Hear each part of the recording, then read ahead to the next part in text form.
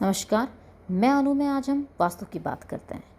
जैसे आप सब जानते हैं, वास्तु 4 दिशाओं में बटा हुआ है: पूरब, दक्षिण, उत्तर, पश्चिम, नॉर्थ, साउथ, ईस्ट, वेस्ट। लेकिन बहुत लोगों को डाउट है कि इन दिशाओं के अलावा भी कोई और दिशाएं होती हैं। जी हाँ, वास्तु में कम से कम 8 डिविजन्स और होते हैं और उसके 8 डिविजन्स के सब डिविजन्स और हैं। ऐसे करते करते 16 डिविजन्स हैं और उसके फर्दर डिविजन्स करें तो और 4 डिविजन्स तैयार हो जाते हैं। जैसे north east, east south, south west, west north का बीच का आ जाता है पार्ट।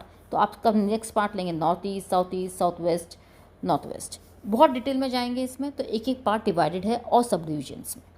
और वही आपके 5 तत्व जो एलिमेंट्स होते हैं, जैसे फायर, अर्थ, वाटर, एयर, स्पेस, इन दोनों से मिलकर और इस डायरेक्शंस की एनर्जीज को मिलाकर वास्तुशास्त्र तैयार होता है। कुंडली और वास्तु एक दूसरे के बिना रह ही नहीं सकते हैं। कुंडली के बहुत सारे दोष वास्तु से ठीक किया जा सकते हैं और वास्तु के भी कुंडली देखकर। अगर किसी का बुध खराब है कुंडली से देखकर, तो सिंपल सी बात है, उसका नॉर्थ डायरेक्शन खराब होगा, यानी उत्तर दिशा खराब होगी, उसे अपनी जॉब में प्रॉब्लम आ रही होगी। सेम अगर ईस्ट डायरेक्शन, साउथ, वेस्ट, इसमें कोई दिक्कत है तो उसकी भी रेमेडीज़ होती हैं। आप लोगों ने सुना होगा, यार मुझे उससे अच्छी वाइब्स नहीं आ रही है। एक्चुअली क्या है कि vibes is a new term for energy. Vastushastra में 3 वाइब्स हैं। पहला है रजस, सेकंड है सतव एंड थर्ड है tamas. Rajas is for creators, sattva is for homes, that is a flow of love, flow of life. Third is tamas. Tamas is like, आप समझें इसको, नेगेटिव एंड। जो भी एंड है दैट इज़ तमस, जैसे शमशान घाट, that is the end of the life. ये 3 वाइज, आपका सिलेक्शन इन तीनों में ही कहीं होगा। अगर कोई प्लॉट आपका तमस में है तो आपका वो नेगेटिव एनर्जी ही देगा आपको।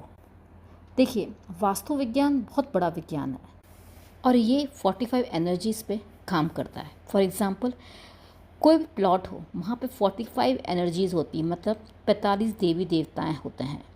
आप कोई घर लेते हैं या समझिए आप प्लॉट लेते हैं और वहाँ की नींव खड़ी करते हैं, तो वो उस समय देवी देवता न्यूट्रल होते हैं। जैसे आपने पूजा पाठ करी और उसकी छत डालना चालू करी, वो देवी देवताएं उस प्लॉट की या उस भूमि की एक्टिव हो जाते हैं और उसी एनर्जी को बैलेंस करना ही वास्तुशास्त्र है।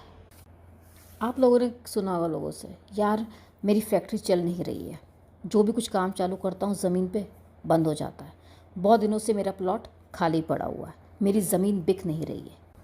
हो सकता है वहाँ की प्लॉट की एनर्जी नेगेटिव हो, वो तमस एनर्जी हो, जैसे मैंने पहले बताया है, दैट इज़ नेगेटिव एंड।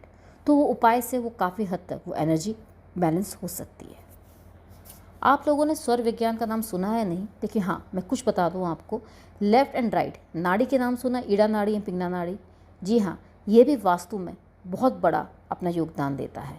हम हाथों से तीनों तमस, सत्वा, रजस, ये सारी हम हाथों में देखकर बता सकते हैं कि ये भूमि नेगेटिव है या पॉजिटिव है, इसको बैलेंस कैसे किया जाए, और अकॉर्डिंगली हम उसकी रेमेडीज़ भी करते हैं। इसलिए वास्तु एक ऐसा शास्त्र है, जितना डूबोगे उतना डूबते चले जाओगे। वास्तुशास्त्र का बहुत बड़ा योगदान ये है कि 4 दिशाओं में घूमा हुआ है। जो कुछ भी है वो 360 राउंड होकर ही इन दिशाओं में घूमता है। इससे कहीं ना कहीं आपको इसके एलिमेंट्स को, लाइक एयर, वाटर, सन, स्पेस को बैलेंस करना होता है। वो बैलेंस आप किस तरह से करते हैं, किस रेमेडीज से करते हैं, किस सोल्यूशन से करते हैं, ये मैटर करता है। मैं अनु, एस्ट्रोलॉजी से वास्तु का बताया जा सकता है, लेकिन वास्तु से आपके हॉरोस्कोप, आपके प्लैनेट्स ठीक किए जा सकते हैं। Thank you.